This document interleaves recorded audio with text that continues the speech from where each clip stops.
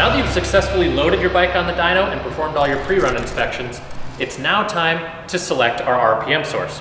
Your Dynojet dyno comes with 2 RPM pickup cables for inductive channels. One is a secondary cable that goes around the secondary lead of a spark plug pair. The other is a primary lead which goes around the small wire leading to the coil. These cannot be interchanged. You cannot use the large inductive or the secondary pickup on a primary wire.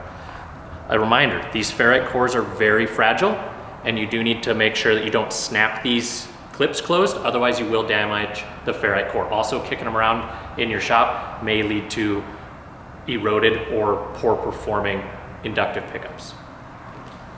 As a review, on a 4-stroke motorcycle, either one of these inductive pickups will have a plugs firing every 720 degrees.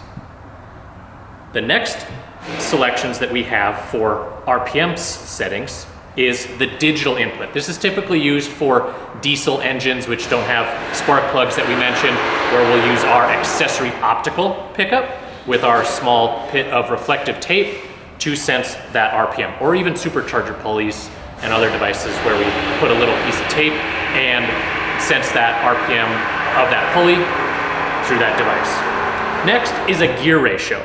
So gear ratio would be if we're gonna run this bike in exactly 4th gear, we're gonna hold this bike at 40 miles an hour. We're gonna tell the power core software that in 4th gear at 50 miles an hour, we're holding that speed. That's the ratio that would be only valid for that gear.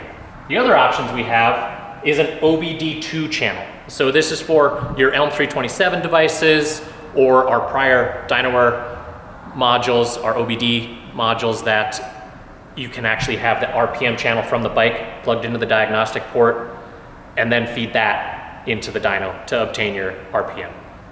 Next up, we have what's known as Power Commander 5. This is for Power Commander 5 or 6, where we're connecting a Powersports CAN cable from the port on the Power Commander directly into the Powersports CAN port on the DynoWare RT box. This gives engine RPM as that possible channel, feeding the data into the DynoWare RT main box.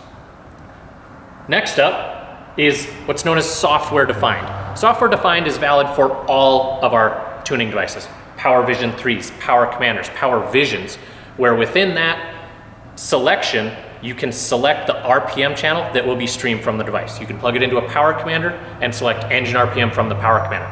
It's a duplicate of that CAN cable connection that we discussed for the Power Commander 5 setting, but it's over USB connection.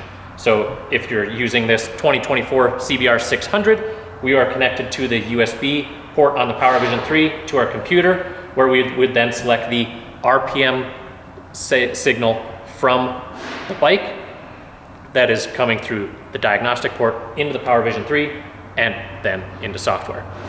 When using either the primary or the secondary RPM pickup, electromagnetic interference can display erratic tachometer readings. So if you've gone through all of your possible inductive filters, A, B, C, D, and E, and you're still getting some wacky readings, be sure to check the condition of your inductive clip. Make sure they're well seated in the front panel of the DynoWare RT box. Make sure they aren't routed over anything that's going to cause electromagnetic interference to interfere with those signals.